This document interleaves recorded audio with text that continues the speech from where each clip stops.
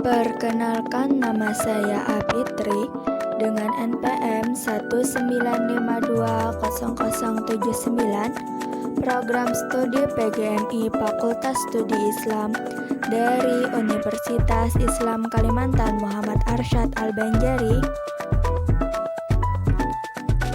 yang diampu oleh Muhammad Iqbal Ansari MPDI untuk memenuhi tugas saya, yaitu bahasa Arab yang berjudulkan bauran atau blended learning. Mengapa harus blended learning? Blended mencampur atau bahasa lain mengkombinasi pembelajaran dengan tatap muka telah mengubah sistem pembelajaran, pola konvensional dan pola tradisional menjadi pola modern yang bermedia teknologi informasi dan komunikasi. Pola pembelajaran bermedia ICT ini, pembelajar dapat memilih materi pembelajaran berdasarkan minatnya sendiri, sehingga belajar menjadi menyenangkan, tidak membosankan, penuh motivasi, semangat, menarik perhatian, dan sebagainya. Melalui hal ini diharapkan memperoleh generasi muda yang siap berperan penuh dalam masyarakat modern, mampu berperan dalam negara pengetahuan. Sayangnya, menurut Ghossairi, perkembangan ICT yang memiliki banyak manfaat ini belum berjalan secara optimum. Beberapa penyebab kurang berkembangnya pengintegrasian teknologi, khususnya komputer dalam pembelajaran antara lain.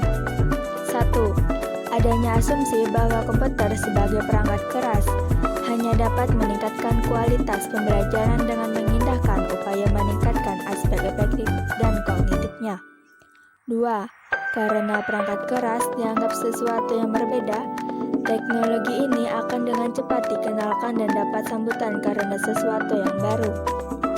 3. Pengajar tidak memiliki kemampuan untuk mengintegrasikan komputer dalam pembelajaran sehingga perannya monoton dan kurang berkembang. ICT akan memberikan manfaat bagi dunia pendidikan jika ICT itu dirancang dan digunakan dengan baik bagi kehidupan pendidik. Tanpa adanya desain yang baik, ICT tidak akan memberikan manfaat yang optimal. Bahkan tidak menutup kemungkinan justru akan menjadi penghambat atau menjadi masalah dalam pendidikan. Terdapat berbagai pandangan mengenai model pemanfaatan ICT dalam pendidikan antara lain. 1.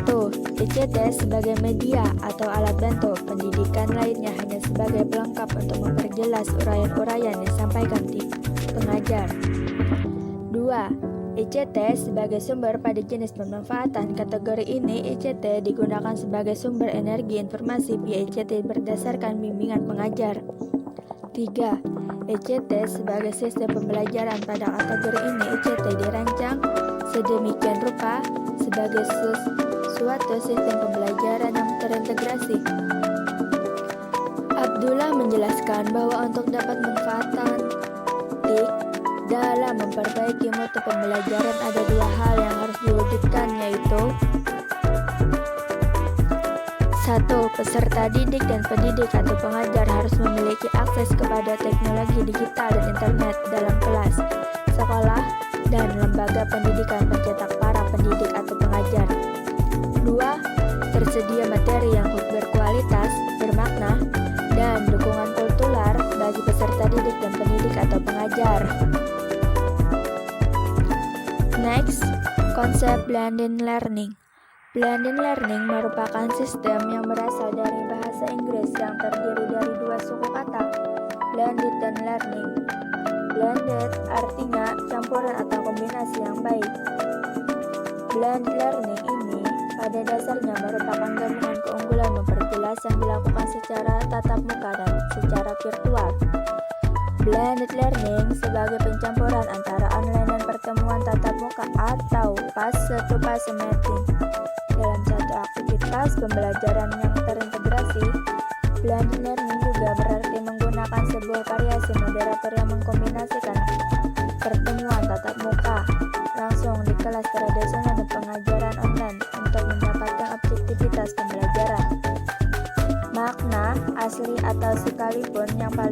sistem blended learning mengacu pada pembelajaran yang mengkombinasikan atau mencampur antara pembelajaran tatap muka atau fase ke fase dan pembelajaran berbasis komputer atau online dan offline.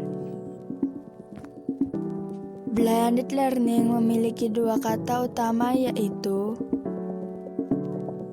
A. Peningkatan penduduk. Bentuk aktivitas tatap muka atau fase to fase. Banyak pengajar menggunakan istilah blended learning untuk merujuk kepada penggunaan teknologi informasi dan komunikasi dalam aktivitas tatap muka maupun sebagai pelengkap atau web suplementan tidak merubah model aktivitas. B. Hybrid learning. Pembelajaran model ini mengurangi aktivitas tatap muka atau fase to fase tapi tidak menghilangkan sehingga kemungkinan peserta didik untuk belajar secara online. Next, karakteristik blended learning.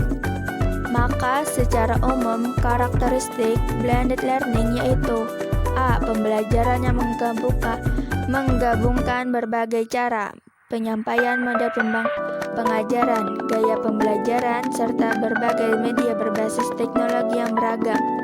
B.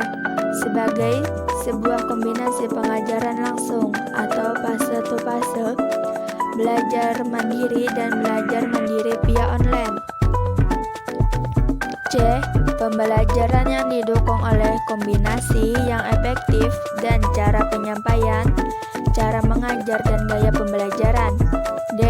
Pengajar dan orang tua peserta didik berperan sama, pengajar sebagai fasilitator dan orang tua sebagai pendukung.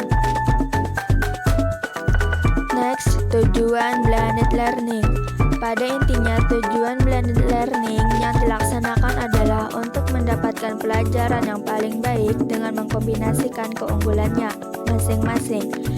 Komponen di mana sebuah komponen metode konvensional memungkinkan untuk melakukan pelajaran secara online tanpa batasan ruang dan waktu sehingga dapat dicapai dengan maksimal. Sekian dan terima kasih.